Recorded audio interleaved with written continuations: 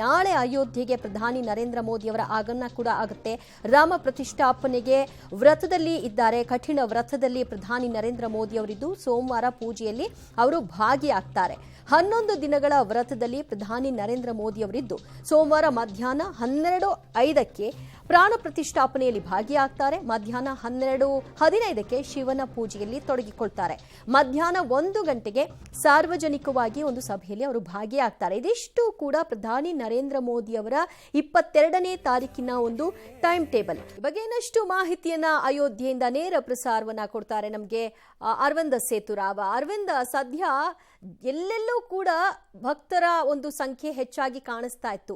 ಈ ಕ್ಷಣಕ್ಕೆ ಯಾವ ರೀತಿಯಾದಂತಹ ಒಂದು ತಯಾರಿಗಳನ್ನ ಮಾಡಿಕೊಳ್ಳಲಾಗಿದೆ? ಸಾರ್ವಜನಿಕರ ಪ್ರವೇಶಕ್ಕೆ ನಿರ್ಬಂಧ ಹೇಗೆ? ಮತ್ತು ನಾಳಿನ ಪ್ರಧಾನಿ ನರೇಂದ್ರ ಮೋದಿ ಅವರ ಆಗಮನ ಮತ್ತು 22ನೇ ತಾರೀಕಿನ ಕಾರ್ಯಕ್ರಮದ ಇಡೀ ಒಂದು ಟೈಮ್ ಟೇಬಲ್ ಯಾವ ರೀತಿ ಸಜ್ಜಾಗಿದೆ?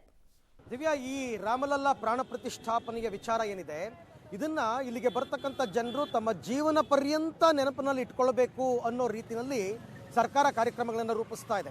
ನಿಜ, ಇವತ್ತು ಬೆಳಗ್ಗೆಯಿಂದಲೂ ಕೂಡ ರಾಮ ಮಂದಿರ ದರ್ಶನಕ್ಕೆ ಸಾರ್ವಜನಿಕರಿಗೆ ನಿರ್ಬಂಧವನ್ನು ಹೇರಲಾಗಿತ್ತು.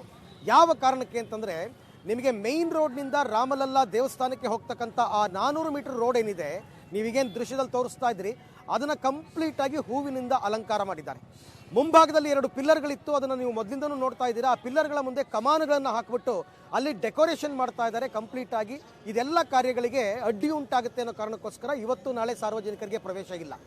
ನಾಳೆಯಿಂದ VVIP ಮೂವ್ಮೆಂಟ್ಸ್ ಸ್ಟಾರ್ಟ್ ಆಗುತ್ತೆ. ಇಲ್ಲಿ ಯಾರ್ಯಾರು 7,000 ಜನ ಗಣ್ಯರು ದೇಶಾದ್ಯಂತ ಆಹ್ವಾನಿತರಾಗಿದ್ದಾರೆ ಅವರೆಲ್ಲರೂ ಕೂಡ ಹೆಚ್ಚು ಕಡಿಮೆ ನಾಳೆನೇ ಬರ್ತಾ ಇದ್ದಾರೆ. ಯಾಕೆ ಅಂತಂದರೆ, ಬಹುತೇಕ ಎಲ್ಲರೂ ಫ್ಲೈಟಲ್ಲಿ ಬರೋದ್ರಿಂದ ವಿಪರೀತ ಕೆಟ್ಟ ಹವಾಮಾನ ಇದೆ. ಆ ಕೆಟ್ಟ ಹವಾಮಾನದಲ್ಲಿ ಲ್ಯಾಂಡಿಂಗ್ ಆಗೋದು ಪ್ರಾಬ್ಲಮ್ ಆಗ್ಬೋದು ನಾಡಿದ್ದು. ಹಾಗಾಗಿ ಸೇಫರ್ ಸೈಡ್ ಒಂದು ದಿನ ಮೊದಲೇ ಹೋಗ್ಬೋಣ ಅನ್ನೋ ಕಾರಣಕ್ಕೋಸ್ಕರ ಅವರೆಲ್ಲರೂ ಕೂಡ ನಾಳೆನೇ ಲ್ಯಾಂಡ್ ಆಗ್ತಾ ಇದ್ದಾರೆ. ಪ್ರಧಾನಿ ಮೋದಿಯವರು ಕೂಡ ಬರ್ತಾ ಇದ್ದಾರೆ.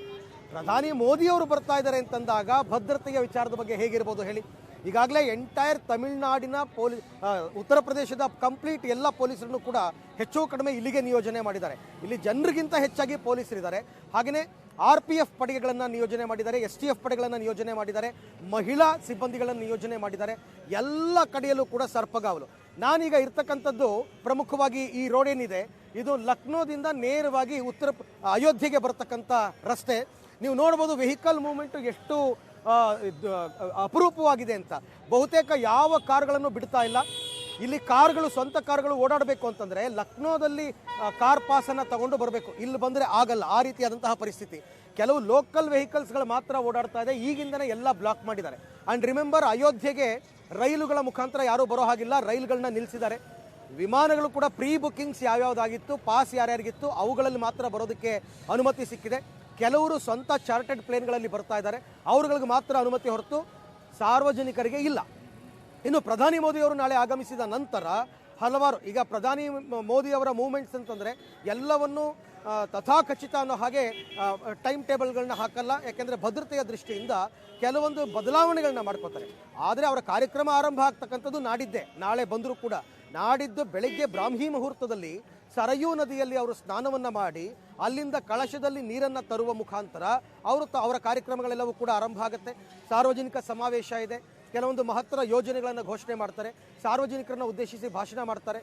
ಅದಾದ ನಂತರ ನಿಗದಿತ ಸಮಯದಲ್ಲಿ ರಾಮಲಲ್ಲಾ ಪ್ರಾಣ ಪ್ರತಿಷ್ಠಾಪನೆಯಲ್ಲಿ ಅವರ ನೇತೃತ್ವದಲ್ಲೇ ಈ ಎಲ್ಲ ಕಾರ್ಯಕ್ರಮಗಳು ಕೂಡ ನಡೆಯುತ್ತೆ.